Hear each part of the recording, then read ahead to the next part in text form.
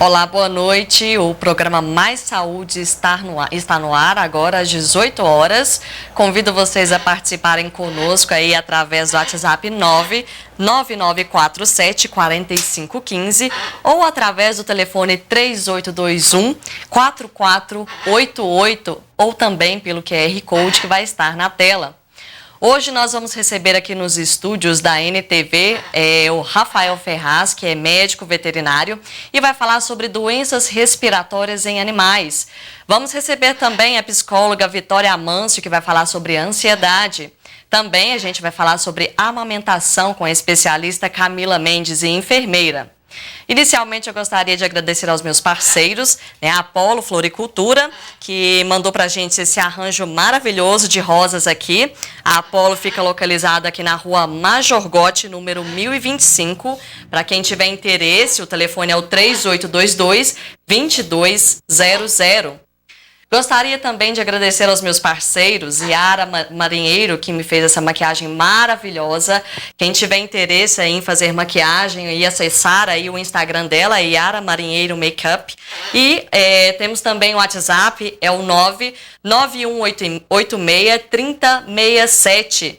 Gostaria também de agradecer a Maria Gabriela, que está me vestindo hoje. Muito obrigada. A Maria Gabriela está ali localizada na Praça Antônio Dias, número 33, Centro. Vamos começar o programa, então, falando sobre problemas respiratórios em animais e algumas outras comorbidades, que atingem várias espécies que a gente jamais imaginaria relacionada à respiração. Aqui conosco eu estou recebendo o Rafael Ferraz, médico veterinário. Rafael, seja muito bem-vindo ao programa Mais Saúde. Muito obrigado, Gabriela. Mais uma vez, agradecido pelo convite. Muito obrigada. Rafael, existem várias curiosidades aí em relação aos problemas respiratórios em diversas espécies de animais. Geralmente a gente acha que problemas respiratórios como pneumonia, resfriados e gripe atingem apenas cachorros e gatos. Mas na verdade não, né, Rafael? A gente acaba ficando um pouco mais distante desse mundo, que a gente chama dos pets exóticos e silvestres, que são as aves, os roedores e os répteis, que também com essa chegada da mudança climática que acontece agora entre o mês de agosto e setembro, sofrem muito com essa mudança climática, até mais do que os cães e os gatos, E hoje já é uma realidade a presença desses animais no meio das famílias, Há 10, 20 anos atrás era extremamente comum a pessoa ter o cão e o gato como companhia. Hoje, cada vez mais a gente vê a presença da ave, do coelho, do porquinho da Índia, de répteis, como serpentes, jabutis e cágados. E esses animais também sofrem muito, principalmente com essas quedas de temperatura. E quais são os tipos de doenças respiratórias que atingem esses animais, Rafael?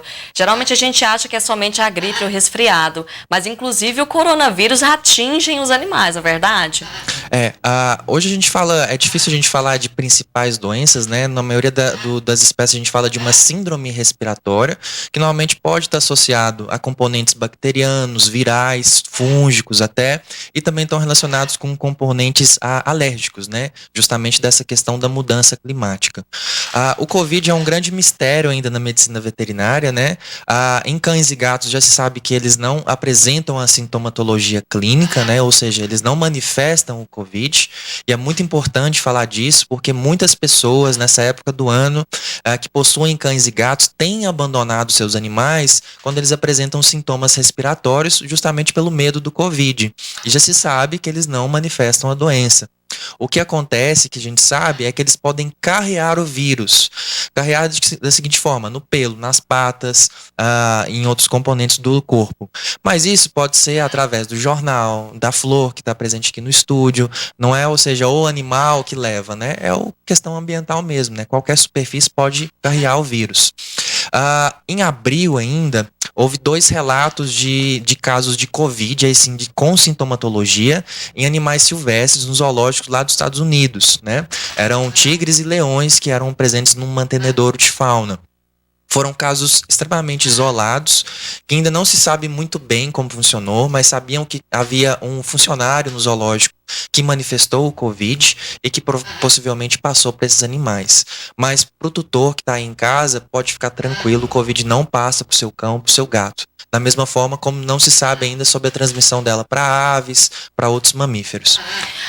Rafael, as doenças respiratórias que atingem, é claro que depende das espécies, do tipo de espécie, né, que vai aí acarretar os tipos de doenças respiratórias.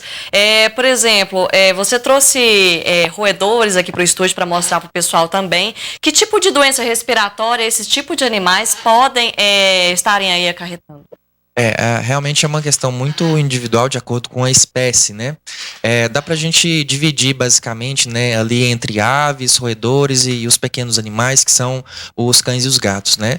Nos cães e os gatos, a maioria das pessoas já conhece, né? A gente tem a principal doença aqui nessa época, que é a traqueobronquite infecciosa, que é popularmente chamada de tosse dos canis. É uma doença causada por um complexo de bactérias e vírus que causa uma tosse seca no cão, que normalmente ela é autolimitante, ou seja, o animal ele recupera dela sozinho, né? Apresenta apenas essa tosse. Mas ela pode ser confundida também com a sinomose, que é outra doença muito conhecida também, que é transmitida através de um vírus, e essa sim causa uma sintomatologia muito mais agressiva, né? E até causa uma taxa de mortalidade muito alta. No caso do gato, só para a gente separar um pouquinho, a gente tem uma síndrome respiratória também, que acomete mais o filhote, que está associado a dois vírus, que é o herpes vírus e o calicivírus, que é prevenido pela vacinação. Então, são doenças bastante controladas entre os felinos. E, em segundo local, fica a asma felina, que também é muito comum, mas aí tem um componente genético, já é de outra forma. Agora, se a gente pula para as aves, por exemplo, a gente vai falar muito sobre algumas doenças bacterianas, em especial a micoplasmose e a clamidiose, que são muito comuns, principalmente por contato com pardais, com pombos de meio urbano, que acabam tendo contato, por exemplo, com a gaiola, com o viveiro do animal, e acaba infectando esses animais.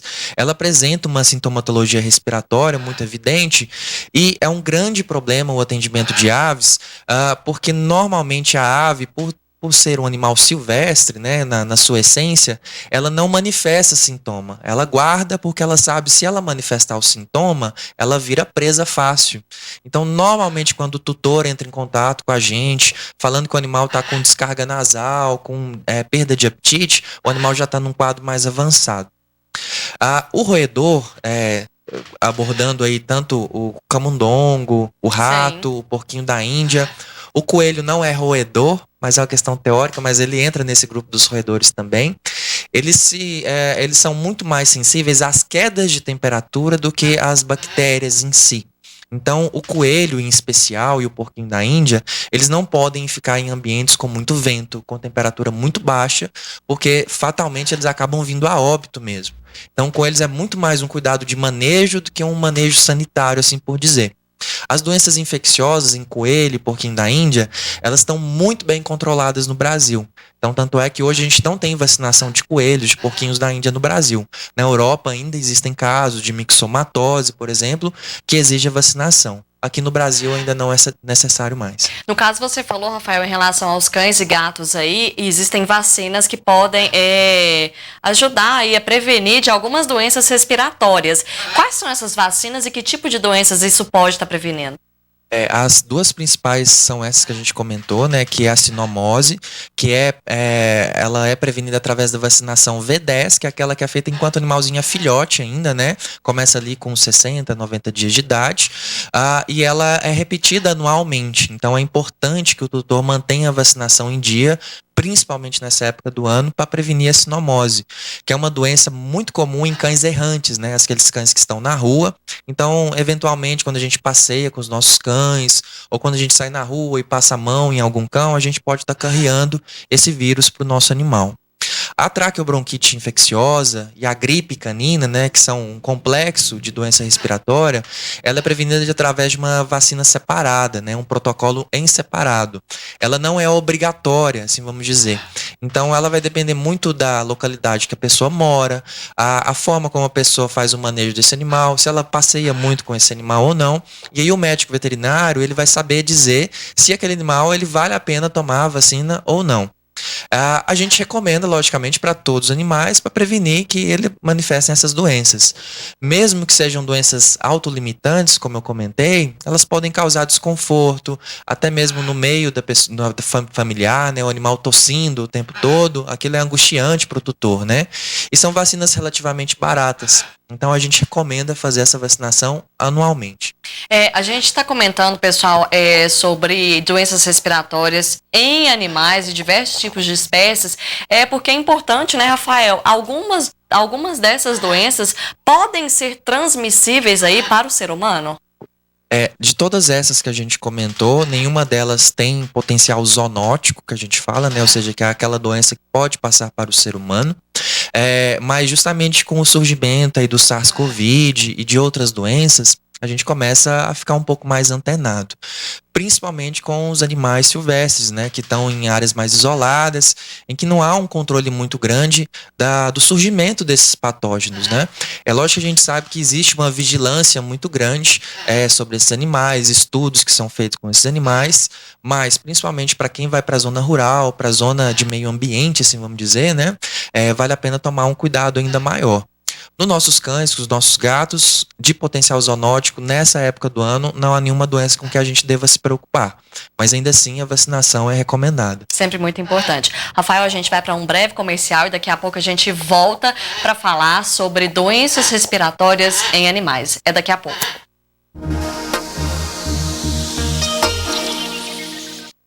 Olá, o programa Mais Saúde está de volta e retornamos com o Rafael Ferraz, que é médico veterinário, e a gente já está aqui com alguns convidados especiais, né, Rafael? A gente está aqui com quais espécies de animais? Bom, aqui no meu ombro é um camundongo, né, que é criado muito para uso em zoológicos, em centros de triagem para alimentação de animais, mas também é um ótimo pet também. É um animal muito tranquilo. E tirando aquele mito que as pessoas têm que os ratos, camundongos, são sujos e transmitem doenças, né? São ótimos pets. Eles são muito tranquilos, o manejo é muito simples e são muito dóceis também, né? Então aqui ele fica super tranquilo. A gente tem uma arara aqui também hoje, e aqui né, a gente tem uma Rafael? Essa é uma arara canindé, né? Uma espécie nativa brasileira. Essa é esse espécime aqui, ela é de um criador comercial, né? Ou seja, ela é legalizada, tem nota fiscal, tem uma anilha no pezinho dela, né? Que mostra que ela é um animal de criadouro. E ela é um animal que ela tem uma condição clínica, né? Ela sofre de ansiedade, né? Que é até um dos temas aí daqui de a hoje, pouco, né? a Vitória vai descobrir pra gente de que essa arara sofre.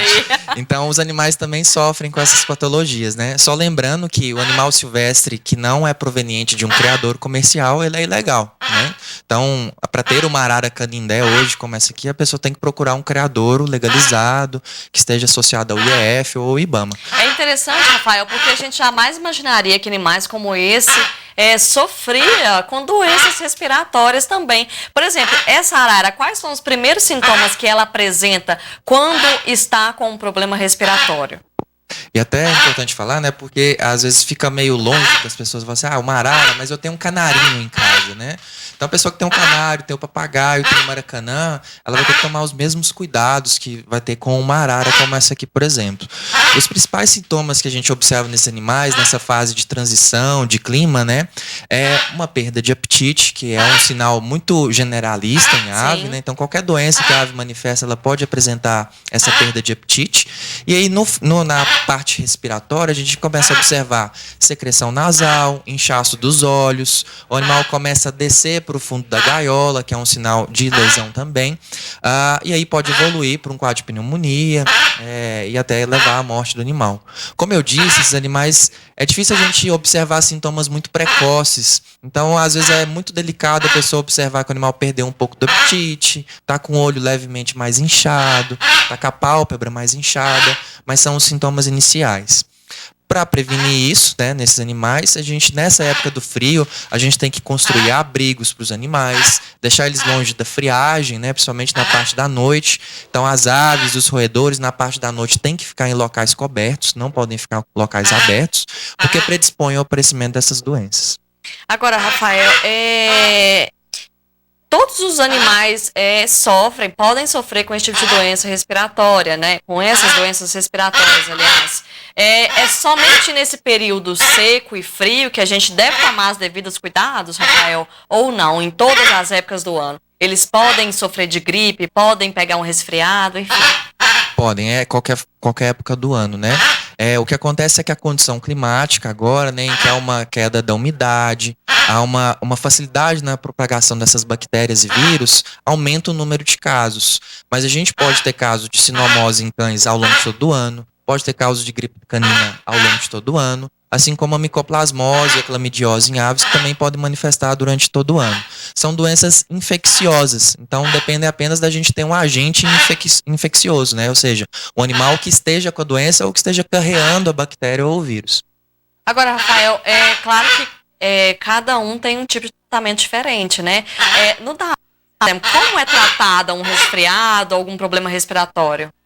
Fica longe, né, da gente pensar, né, no cão ali, a gente logo associa, né, vamos dar um antibiótico, vamos dar um corticoide. A famosa automedicação. Que é um grande problema ainda na medicina veterinária, né? E na ave parece que as pessoas travam, né, elas não sabem como tratar, né?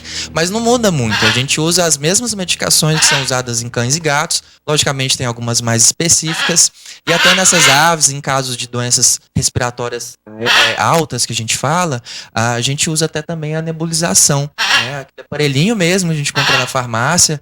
A gente usa caixas semelhantes a essa aqui, em que a gente fecha com papel filme e deixa apenas uma abertura para fazer a nebulização, para permitir que a via aérea do animal fique umidificada, facilite a recuperação. O grande porém desses animais é justamente a questão da contenção e do manejo, né? No cão lá você dá uma disfarçada e coloca no meio do patê, no meio da carne. Nesses animais, na maioria das vezes a gente tem que forçar a alimentação. Então, nesses casos, principalmente, o atendimento veterinário especializado é mais recorrente do que no cão e no gato. Como você disse, ainda no cão e no gato, as pessoas ainda procuram muito a automedicação. Então vão lá na clínica veterinária, na casa agropecuária e compram um antibiótico e fazem por conta própria. A gente não recomenda também. Rafael, agora, caso essas doenças respiratórias não sejam tratadas, quais os riscos que esses animais podem correr? Bom, falando das aves, a gente vê uma taxa de mortalidade muito alta causada por essas doenças, principalmente a micoplasmose e a clamídia, principalmente porque, por ela ser uma doença infecciosa, e normalmente a gente trata muito grupos de animais, né? A gente pode observar óbito de uma grande quantidade de animais. No caso do cão e do gato, né, que são animais domésticos, a gente vê pouca repercussão a nível respiratório nesses animais. Mas a gente vê doenças como a sinomose, por exemplo, que ela tem um complexo renal, digestivo e até neurológico que podem causar óbito dos animais também. Na grande maioria são doenças autolimitantes, como a gente disse, ou seja, o animal passa por ela sozinho, a não ser que esteja com algum problema de imunidade, um animal mais idoso ou mais jovem, mas na grande maioria os animais se recuperam bem, se for feito o tratamento correto e o manejo correto do ambiente também. Agora, uma coisa interessante, Rafael, voltando para os cães, existem algumas raças que estão predispostas a tipos de doenças respiratórias, como por exemplo, o Bulldog francês, né? Que é uma raça completamente diferente das demais aí, devido à formação da face, enfim. Quais são os primeiros sinais? Você mesmo falou que a coriza, né? A partir do momento que o animal já apresenta coriza, ele já está num estado um pouco mais grave, né? A partir daí, o que o proprietário, o dono do animal, deve fazer? Porque, por exemplo, o animal tá ali, perdeu o apetite, não sabe o que fez, não sabe o que faz, aliás, né? Depois ele começa a apresentar coriza, já tá em um estado um pouco mais grave. O que fazer, Rafael? É correr pro veterinário, né? Não tem muita solução aí em casa, né? Isso que você comentou, né, que são as raças braquicefálicas, que a gente chama, né, que são aquelas do focinho mais curto, como o Shih Tzu, o Dog, o Lhasa Apso, né? São animais que, devido a essa característica genética, eles têm que tomar um cuidado maior nessa fase do ano. Eles têm, por que esse é um grande problema, né? Porque quando eles manifestam síndromes respiratórias, eles têm uma dificuldade maior em respirar, ou seja, em absorver o oxigênio. E isso pode predispor a aumentar o quadro clínico deles, né? Você comentou aí da coriza, da perda do apetite, que são sintomas que apresentam no início da doença, né? Mas é o momento ideal para a gente iniciar o tratamento e o diagnóstico, né? O diagnóstico, infelizmente, às vezes ele é complexo. Porque a gente tem doenças, por exemplo, como a doença do carrapato, que é uma doença super comum e recorrente, que também pode causar uma tosse seca, que muitas vezes é confundida com doença respiratória.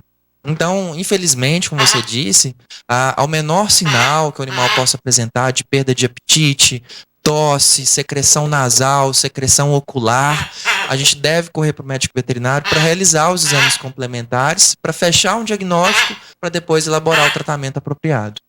Ok, Rafael Ferraz, muito obrigada pela sua participação no programa Mais Saúde. Espero recebê-lo aqui mais vezes, tá? Deixa eu que agradeço e a gente fica à disposição aí. Obrigada. Daqui a pouquinho a gente volta com a Vitória Amancio, que é psicóloga, e vai falar sobre ansiedade. É já já.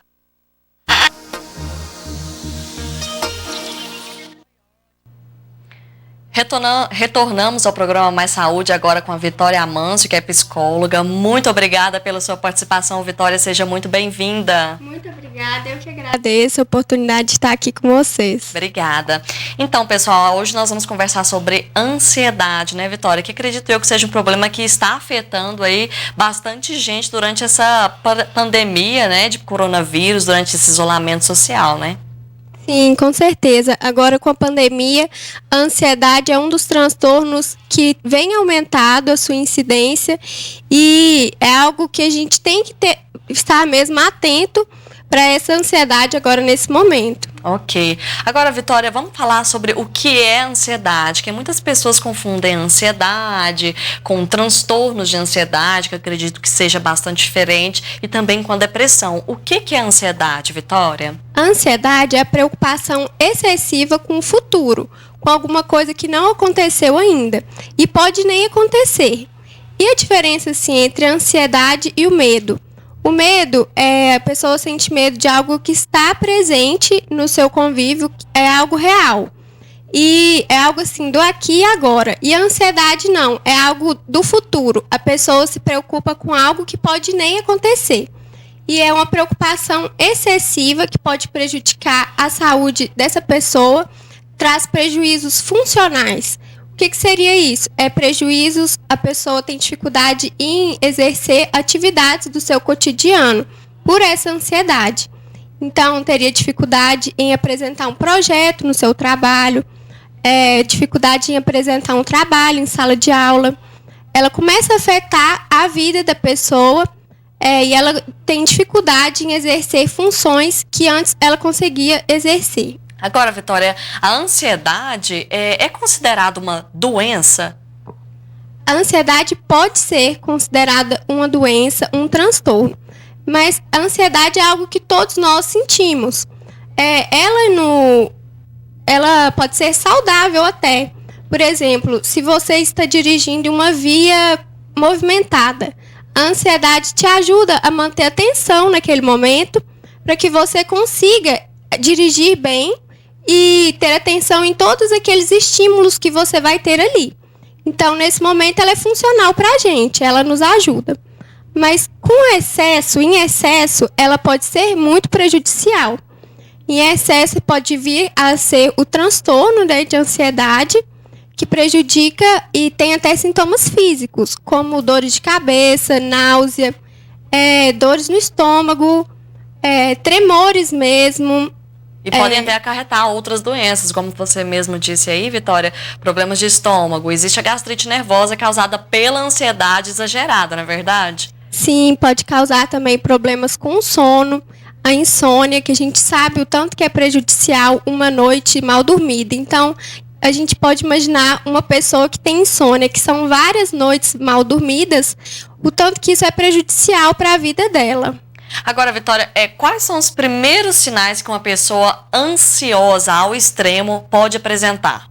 Como é que a gente consegue perceber que um parente, um amigo ou até um irmão é uma pessoa ansiosa, Vitória? Então, como eu falei, a ansiedade pode ter muitos sintomas físicos. Então, você pode notar por tremores que essa pessoa apresenta, sudorese excessiva, então ela vai tentar conversar com você, conversar com alguém e apresenta essa sudorese. Então, você pode observar por esses sintomas físicos mesmo, que são mais fáceis de a gente observar, é o externo. Porque o interno da pessoa é só se ela te contar mesmo e se abrir com você. Agora é complicado a gente perceber o momento que a gente deve procurar ajuda profissional, né, Vitória? Quando é que a pessoa deve procurar um psicólogo, procurar por terapias, procurar por um psiquiatra, enfim? Então, tem várias técnicas que podem ajudar essa pessoa no momento de ansiedade, em momentos de crise. Se ela exercer essas técnicas e não for funcional e não tiver eficácia para ela, ela tem que buscar um profissional para ajudá-la. Tem vários meios que ela pode fazer em casa mesmo para tentar lidar com essa ansiedade, que é o estabelecimento de uma rotina, que é algo muito importante agora na pandemia, que houve muitas mudanças, então é importante a gente manter uma rotina, prática de exercícios físicos, cuidado com o sono, uma alimentação balanceada, tentar conviver, tentar conversar com amigos que antes você conversava via redes sociais, né, via smartphone mesmo, tentar conversar com familiares. Então, tentar fazer esse convívio social que foi perdido um pouco, né, pela pandemia. Também, quando você estiver se sentindo mal, procurar alguém para conversar, alguém de sua confiança, algum amigo, algum familiar, e se abrir. Também tem as técnicas de relaxamento, meditação, ler um livro. Todas essas atividades podem fazer bem para essa pessoa que tem ansiedade. É muito único também, muito individual. Para uma pessoa pode fazer bem a meditação, para outra pessoa pode ser melhor uma corrida, uma atividade física. Você falou uma coisa bastante importante aí, Vitória, o fato de conversar com as pessoas. Porque a gente costuma guardar. Tem pessoas, a gente não, há pessoas, existem pessoas que costumam guardar tudo. Não desabafa, não conversa com ninguém, guarda todo o receio, guarda toda a raiva, guarda toda a angústia. E isso pode acarretar a ansiedade também, né, Vitória? Sim, com certeza. Ainda mais agora, em momento de pandemia, que o convívio social não é o mesmo, é muito importante que as pessoas se abram com alguém de confiança delas. Agora, Vitória, a ansiedade, qual que é a relação da ansiedade com a depressão? Essas duas comorbidades que a gente pode falar, essas duas podem ser duas patologias, muitas vezes elas apresentam em conjunto. Muitas vezes uma pessoa depressiva apresenta também sintomas de ansiedade. Então, elas têm fatores em comum, mas também elas se diferenciam. Ocorrem muitos casos de pessoa com depressão e ansiedade. Mas, nesse caso, tem que tratar os dois separadamente. Tratar da depressão e tratar da ansiedade. A depressão é caracterizada por uma tristeza profunda. A pessoa com depressão, ela não tem expectativa de um futuro bom. Ela se vê negativamente, e a pessoa ansiosa tem essa preocupação excessiva com o futuro. Mas as duas comorbidades podem aparecer juntas, e isso é muito comum. Agora, Vitória, a ansiedade, ela pode ser considerada um distúrbio mental? Existe o transtorno de ansiedade, Existem 7 tipos de transtorno de ansiedade. 7 tipos de ansiedade, na verdade. O transtorno obsessivo compulsivo, por exemplo, que é o TOC, é um tipo de ansiedade. O transtorno pós-traumático, que é depois que a pessoa experiencia um evento traumático, também é um tipo de ansiedade. Existe a TAG, que é o transtorno de ansiedade generalizada. As fobias específicas e as fobias gerais, elas são também um tipo de ansiedade. Então, sim, pode ser considerado um transtorno. Como eu disse, pode ser algo normal, que todos nós sentimos ansiedade em algum momento da nossa vida, mas pode vir a ser um transtorno. Agora vamos focar um pouco nos jovens, Vitória, porque geralmente os jovens que ficam mais em casa, eles só ficam ligados no telefone, o tempo todo no telefone, não é mesmo, Vitória? O que esses jovens que estão em casa, que ficam 24 horas conectados nas redes sociais, quais os riscos que eles correm? Assim, as redes sociais pode ser um aliado agora na pandemia, porque o jovem, ele sofreu uma mudança brusca, que foi a o cancelamento das aulas. E das academias também, né, Vitória? Das academias, das atividades físicas, porque na aula não era só ali para estudar, também tem o convívio social, que o jovem, o adolescente encontrava todo dia os colegas e teve essa quebra, essa ruptura. Mas com as redes sociais, ele pode conviver ali com os colegas, claro que na medida certa do uso das redes sociais ali, não deixando de lado as suas outras obrigações, o estudo, porque a gente sabe que não estão de férias, né? Mas assim, são muitos... O jovem, ele sofreu, assim, particularidades agora. Umas mudanças drásticas também, né, Vitória? Sim. Agora, Vitória, caso não tratada, o que a ansiedade pode levar de mais grave aí para o paciente? Assim, caso não tratada, o paciente pode chegar assim, a extremos mesmo. De não conseguir se relacionar, extremos no corpo, a pessoa vai ficar tremendo bastante, não vai conseguir exercer suas funções de trabalho, se essa pessoa já trabalha, não vai conseguir exercer os seus estudos, as coisas que ela fazia naturalmente, ela não vai conseguir exercer. E tá aí a importância da procura também por um profissional, né, Vitória? Por exemplo, um psicólogo, fazer uma terapia, enfim. Além, é claro, de fazer procurar fazer atividades físicas, praticar alguns esportes, ler livros, é o que a Vitória falou pra gente. Mas a importância de estar procurando um profissional também é grande, né? Sim, com certeza. E quando a pessoa tenta fazer essas atividades, tenta mudar a sua rotina, se organizar e mesmo assim ver que não está dando certo, ela tem que se observar. A chave é se observar os seus sentimentos, seus pensamentos. Se não estiver dando certo, ela tem que procurar um profissional. Outro ponto é assim, quando a pessoa estiver em crise ou passando por um momento de ansiedade, ela pode tentar lembrar, assim, eu já passei por isso antes, e o que eu fiz? O que eu fiz que me ajudou? E fazer isso novamente. Então, assim, ela vai usar a sua própria experiência para se ajudar mesmo. Ótimo. Vitória, para a gente finalizar, qual que é o recadinho que você deixa para o pessoal que está em casa, para o pessoal ansioso, que sofre de ansiedade, principalmente durante esse isolamento social? Assim, a ansiedade é muito complicada porque quando vem um pensamento ansioso, começa um ciclo de pensamentos ansiosos. E é muito difícil sair desse ciclo. Uma dica muito importante é fazer um treino de relaxamento. Prestar atenção na sua respiração, porque assim você vai pausar esse ciclo de pensamentos negativos. Um dos tipos de respiração seria, um dos tipos de relaxamento seria a respiração diafragmática. Você volta a sua atenção para a sua respiração, para o seu ritmo respiratório. Coloca uma mão na barriga, a outra assim no peito.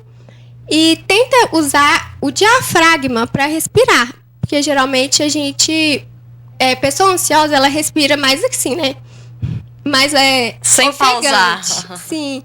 Aí quando ela vai usar aqui o diafragma, sentir o diafragma encher, aí essa respiração como que é? Você inspira por 3 segundos, segura o ar por 3 segundos e solta em 6 segundos. Assim, você vai contando, então seu foco volta para a sua respiração, não para os pensamentos ansiosos.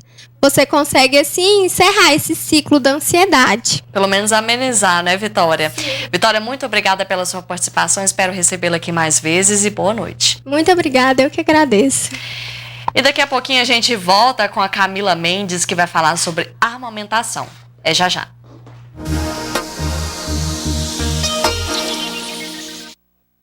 Estamos de volta no programa Mais Saúde, agora recebendo aqui nos estúdios da NTV, com a Camila Mendes, que é enfermeira e consultora em amamentação. Seja muito bem-vinda, Camila. Boa noite. Boa noite, obrigada pela oportunidade de estar aqui falando um pouquinho sobre o aleitamento materno.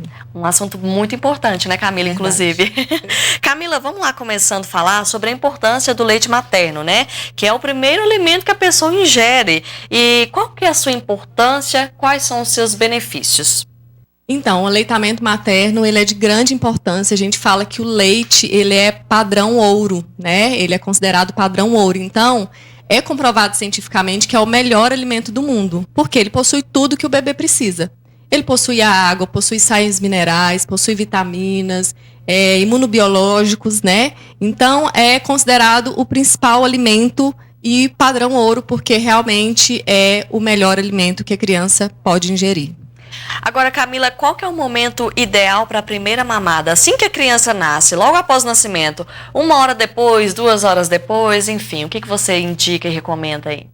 Então, nós temos um momento que é chamado de Golden Hour, que é o primeiro momento que o bebê vai ter essa oportunidade de estar mamando. A gente fala aí que o interessante é claro que de acordo com as necessidades, com as possibilidades, né? Porque depende muito do parto, depende muito da condição da mãe, do bebê. Então, hoje eu vejo que, graças a Deus, os hospitais estão buscando aí esse momento, porque está vendo que é um momento muito importante, que é a Golden Hour, que é realmente nessa primeira hora de vida da criança. Por quê? Nessa primeira hora de vida, o bebê ele está ativo, né? Então ele vai ter o imprint, que são os primeiros, o primeiro momento dele, as primeiras impressões desse momento, né? Então é considerado que seja na primeira hora, né? Alguns estudos falam aí que nas primeiras 3 horas, só que após essas primeiras horas, o bebê ele entra no estado de sono profundo. Então, por isso que é importante a gente tentar colocar essa criança para mamar logo, né, após o seu nascimento, que é chamada a Golden Hour. Agora, e quando isso não acontece, Camila? Porque, infelizmente, existem casos em que a mãe morre durante o parto, enfim. Quando esse tipo de fato acontece, o que é feito ali para a criança para substituir a sua primeira mamada? Então, depende muito da situação. É claro que a gente tem que avaliar essas condições. Se for um parto prematuro, se for um momento que a mãe ele não tem essas condições, aí vai levar para um local, né, especializado para estar dando esse tipo de alimento para a criança. A gente tem os bancos de leites que pode estar oferecendo esse leite, né, enquanto a mãe ela não consegue suprir essa necessidade da criança. Então, vai depender muito da situação que vai envolver ali o processo. Isso pode estar interrompendo aí para o crescimento, para o desenvolvimento da criança, Camila, não sendo leite da própria mãe?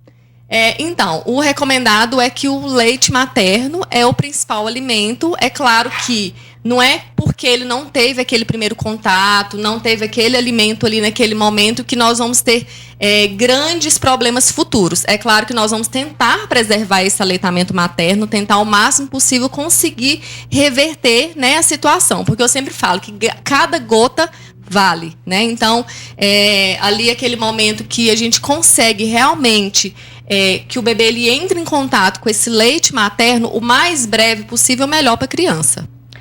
Até porque eu tô falando sobre isso porque é importante. O bebê tá ali, ele não alimenta somente do leite, né, Camila?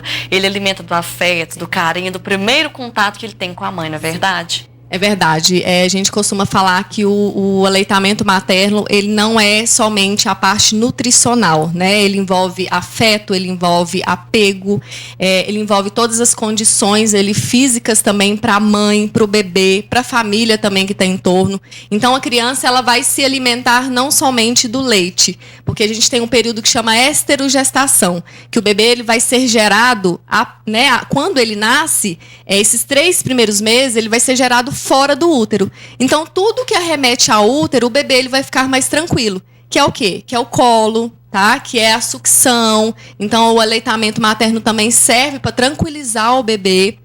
A gente sabe que hoje a indústria fez, né, a chupeta para estar imitando o que a gente fala, o peito da mãe, né? Que é onde realmente o bebê ele vai se tranquilizar através da sucção. Então, não é somente a parte nutricional, é a questão de apego, de aconchego para essa criança também que chegou no novo mundo, que lá no útero ele estava tranquilo, quietinho, né? E após o nascimento ele precisa realmente desse contato físico com a mãe.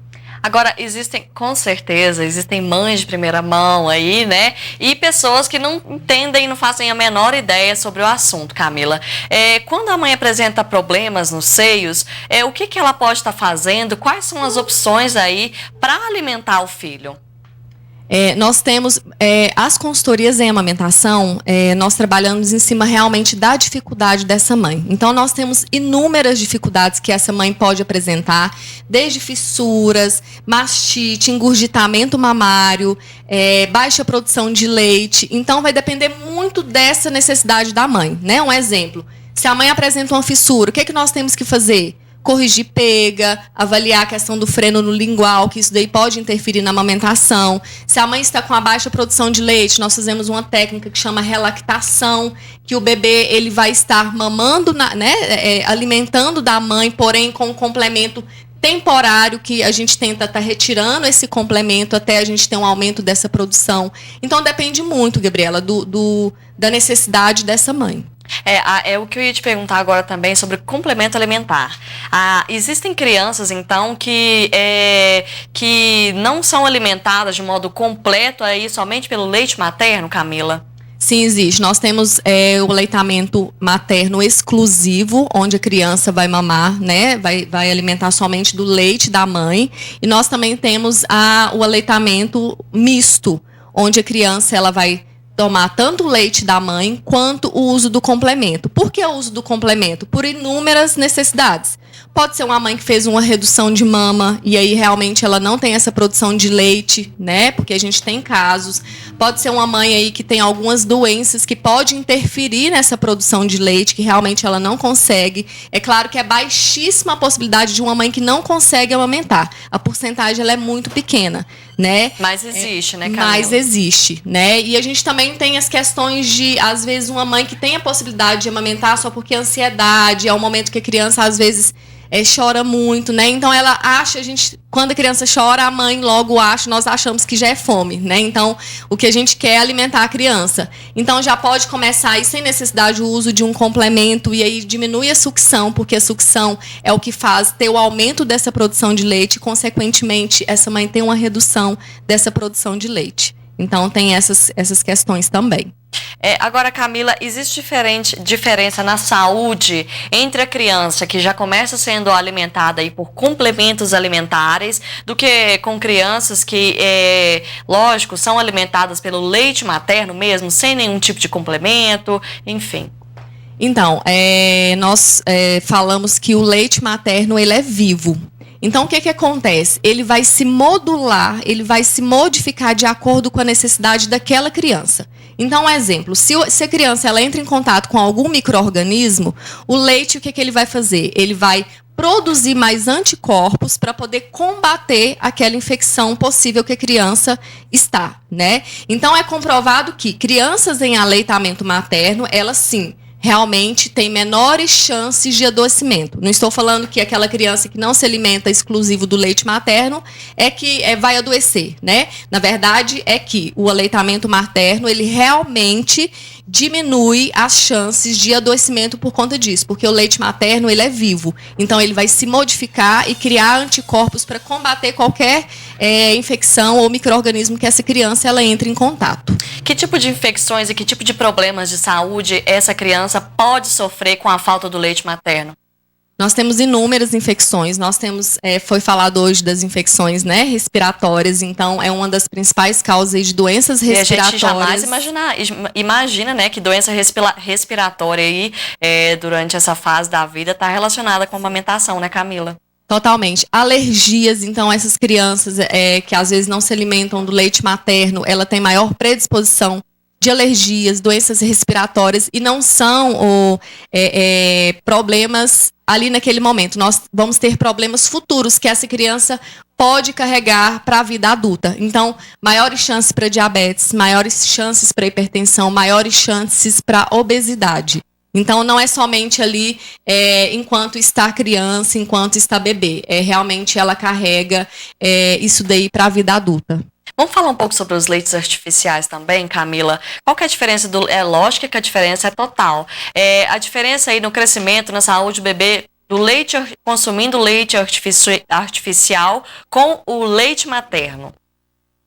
Como eu falei, né, o leite materno ele é vivo, então diferentemente de um complemento, que ele é um composto feito, né, por um fabricante, por uma indústria, é claro que ele tenta imitar o máximo possível do leite materno, porque realmente nós temos algumas condições que a criança realmente vai precisar desse complemento em algum momento da sua vida, né, pode ser que sim.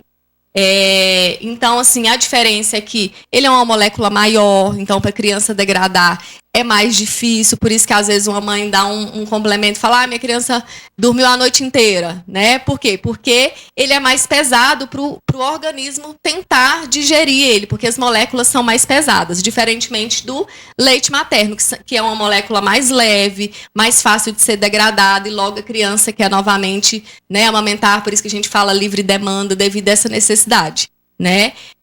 Então nós temos inúmeras diferenças, é claro que o composto, por ele ser de um fabricante, ele vai ter alguns realmente sais minerais, né, que realmente essa criança ela precisa aí para poder se desenvolver, tá? Mas o que a gente orienta é que realmente a mãe tentar o máximo possível do leite materno, porque tem essas grandes diferenças. Você falou aí, Camila, que o leite artificial ele vai facilitar com que a criança durma mais. Então, mães, não confundam, por favor. Você falou isso aí agora, muita gente vai falar assim que tá em casa. Nossa, então eu vou dar leite artificial pro meu filho para ele dormir mais e deixar que eu durma mais também. Tem que tomar um certo cuidado aí, né, Camila? Tem sim, porque a gente fala é o risco-benefício, né? Às vezes o benefício tá agora, mas esse risco de adoecimentos futuros, essa criança pode levar por toda a vida. Agora, Camila, vamos falar sobre leite de outros animais, como leite da vaca, enfim. Quais são os tipos de leite que essas crianças de outros animais, eu digo, podem estar ingerindo e a partir de quando? Então, os leites artificiais, quando a gente fala em aleitamento materno misto, ou pode ser uso do complemento, ou leite mesmo da vaca, vai depender muito da condição da criança e do que o pediatra vai avaliar para poder prescrever. Mas geralmente é o complemento, né? E o recomendado é a partir dos 6 meses que a gente fala, porque o leite materno, ele tem que ser exclusivo até os 6 meses de idade.